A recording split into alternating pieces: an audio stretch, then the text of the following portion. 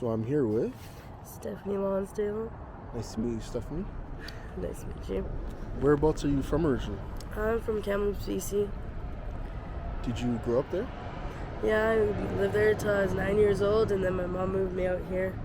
I've been here ever since. How was your childhood in Kamloops? My childhood in Kamloops was awesome. My childhood here was actually okay too, but I was raised by an alcoholic, so I was drinking by the time I was 10. So, yeah, it was a messed up childhood. I had my first kid at 15, and then 3 by 17. Yeah. So, didn't have much of a childhood. So how was it when you moved here to Edmonton? I don't know. For me, it was sort of like hitting the jackpot, because we went from poverty to my stepdad was rich. And, go from living on a freaking mattress on the ground to living in a beautiful house. Thought we hit the jackpot, but he was a jerk. So it didn't actually turn out to be that great. And personally, I'd rather move back home to BC. It's hard here. What are the difference between Edmonton and Kamloops? I say people. And people are kinder in Kamloops. In Edmonton, it's hard. There's not a lot of kind people. You don't find too much good in humanity. Really, eh? Yeah. And when you do, it's rare. And, my face is to tell how hard it is to find a good man in Edmonton, because I'm a very good-looking girl, and I still got beat by a guy, so it's not that easy to find people around here. So when did you first try drugs?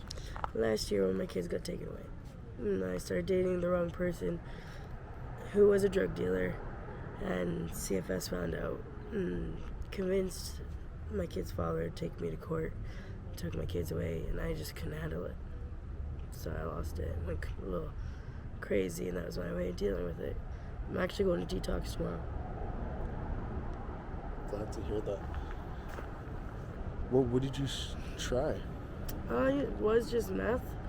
But I've got chronic pain as is. I've got fibromyalgia, and I've got severe carpal tunnel, and I've got into a bad car accident, so went into fentanyl about 6 months ago.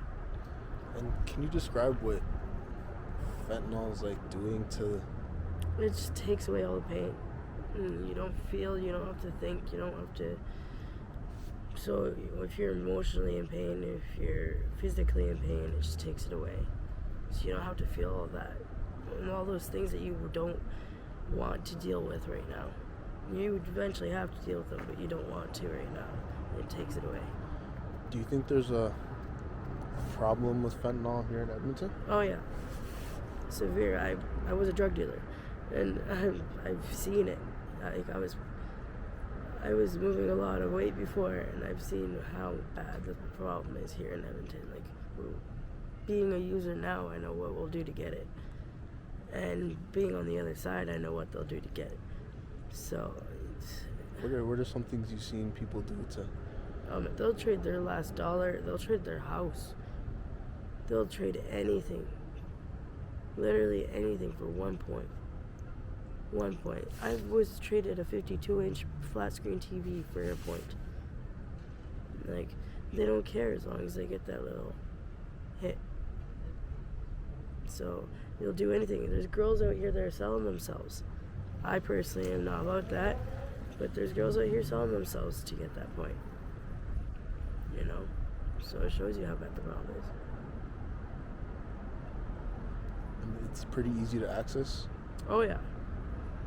I mean, if I had if we all had cash in our hand, we could probably just go one street over, and there's a certain window we can go to, There's a trap house 2 doors down, and yeah, especially around here.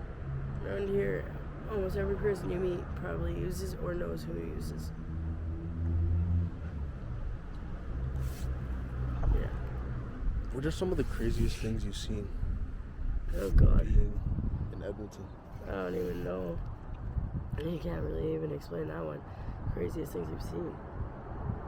I've seen some messed up things. I've seen things I wish I'd never seen. We'll just say that. Things that would get me in the ground if people knew. And it just makes you sad. And what happened, if you don't mind me asking? Like what I've seen, or No, like with my the face. yeah. I got beat by someone, by a guy who I only knew for 2 days. Who he actually obsessively followed me, claimed me as his, and held me captive, basically, and went crazy on me when I didn't want to be with him. How long was he holding you for? Only about 3 days, but it's long enough. And threatened to slit my kids' throats and cut off my head, and then did this damage. Yeah, so you gotta watch who you stand around here. What do you think can be done to help other like homeless people in Edmonton? To be honest, we have to want, like, for me, I'm going to detox tomorrow. The help is out there, you just have to go and you have to access it. And when it comes, we have no shelters. We have like 5 shelters for the whole city. It's nothing. And then in those shelters, I spent one night in a shelter and I was covered in bugs. Covered in bugs. I just get rid of all my clothes and burn them. And that's been sleeping in a shelter for one night. So we need cleaner shelters. We need more places for people to access housing, so you can get clean and get off the streets. For me personally, it's not hard to get clean. It's hard to stay clean because when I get out of detox, I have nowhere to go. And all your family's in BC, right? Yeah. And the family that I have here is already fed up with my crap. So it's hurting them too much to see me. So I get it. And my daughter has to see her mother like this, so it's not something I've ever wanted. That's for sure.